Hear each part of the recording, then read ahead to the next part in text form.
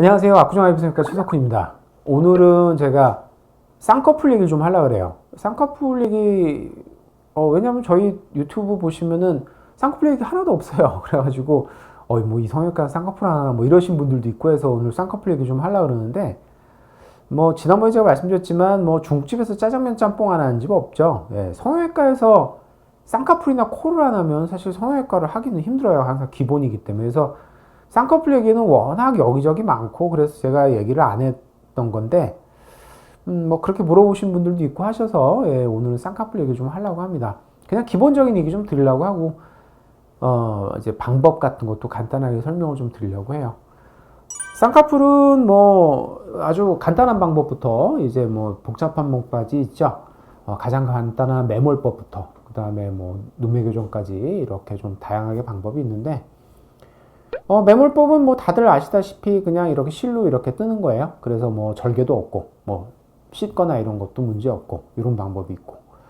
그 다음에 저희가 하는 거는 뭐 부분 절개 방법도 있어요. 저희는 되게 조금씩 절개를 합니다. 저희 조금씩 절개를 해서, 예, 그거를, 하는데 그 이유는 사실 매몰법처럼 흉터도 없는데, 약간 또 매몰법보다는 풀릴 확률을 좀 줄일 수 있어서 저희가 그런 부분 절개 방법도 쓰고, 그 다음에 이제 보통 눈이 좀 두툼하고 뭐 지방도 있고 매몰법 하면은 쉽게 풀릴 것 같다 이런 분들은 저희가 이제 절개를 보통 합니다. 절개를 했을 때 그 아무래도 뭐 흉이라든지 뭐 이런 게 조금 보일 수는 있죠. 당연히 뭐 이렇게 수술이 커질 수 그럴 수밖에 없습니다. 그래도 또 절개를 꼭 해야 될 경우가 있어요. 그래서 저희가 그걸 판단을 해서 이제 수술을 하는 거고. 그 다음에 이제 절개보다 조금 더 하는 방법이 이제 눈매 교정의 방법인데 비절개 눈매 교정 하시는 분들도 있는데, 뭐, 저는 비절개 눈매 교정은 안 해요. 그 눈매 교정은 다 절개해서 하고요.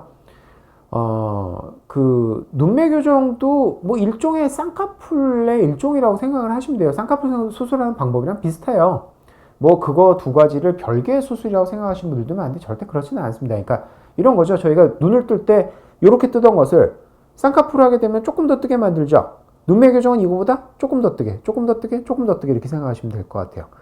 눈매 교정도 이제 그 방법이 보통 크게 세 가지 정도 나눌 수 있는데, 이제 얼만큼 더 올리게 만드느냐에 따라서 방법이 조금씩 달라지는 거예요. 그래서 눈매 교정의 뭐 가장 큰 간단한 방법은 뭐 눈 뜨는 근육하고 피부하고 묶어주는 뭐 이런 방법이 가장 간단한 눈매 교정의 방법이고, 그 다음에는 이제 눈 뜨는 근육 자체를 이렇게 묶어주는 방법.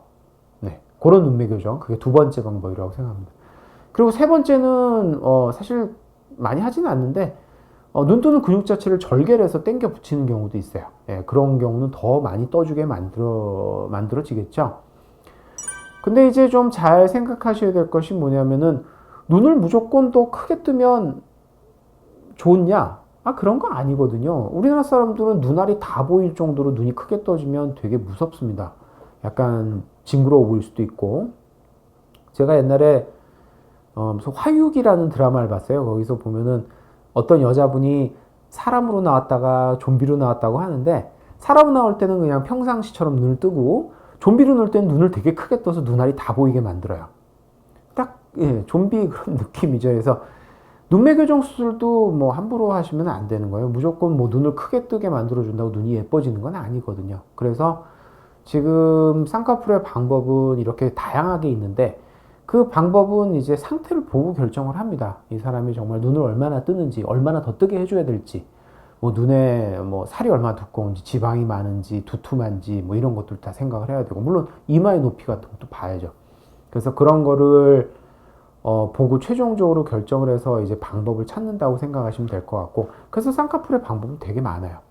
그리고 이제 쌍꺼풀 수술할 때 뭐 풀리거나 이러신 분들도 꽤 있습니다. 근데 항상 그렇게 생각하실 게 뭐가 있냐면, 우리가 뭐 교통사고 날 수 있잖아요. 교통사고 나면은 뭐 그냥 가볍게 교통사고 나면 뭐 타박상 정도 입으면 그냥 뭐 시간 지나면 원상태로 다 회복이 되죠. 근데 교통사고 크게 났어요. 그러면 사람이 불구가 될 수도 있어요. 그죠? 예. 그건 어떤 거냐면 많이 다치면 원상태로 돌아오기가 힘든 거죠. 그죠? 예. 쌍꺼풀도 마찬가지예요. 우리가 쌍꺼풀이 없던 눈에다가 쌍꺼풀을 만들어주게 되면 우리 몸은 그걸 풀려고 합니다. 왜냐면 자꾸 원래대로 돌아가려고 하거든요. 근데 뭐 마치 교통사고처럼 쌍꺼풀 수술할 때 절개를 하고 눈매 교정을 하고 그러면 뭔가 더 많이 건드리게 돼요. 더 많이 잘라내고 더 많이 수술하게 되고 그러면 이제 원상태로 가기가 힘든 거고 그러면은 그게 결국은 쌍꺼풀이 덜 풀리는 거죠. 그래서 이제 수술이 커지면 덜 풀릴 수도 있지만 흉도 많이 남을 수 있고 또 이제 그 뭐 비용도 비싸지고 뭐 그렇잖아요. 그래서 쌍꺼풀 수술할 때는 한번 상담을 해서 이게 정말 간단하게 시술해도 될 눈인지 아니면 정말 큰 수술이 필요할 건지 이런 거를 좀 의사분하고 의논을 많이 해서 결정하시는 게 맞을 것 같아요.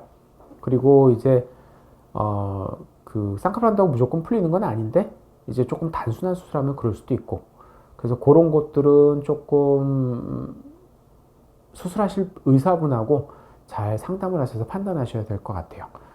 오늘 뭐 쌍꺼풀 얘기 좀 간단하게 드렸고 다음에 또 뭐 쌍꺼풀 주제 있으면 또 말씀드리겠습니다. 감사합니다.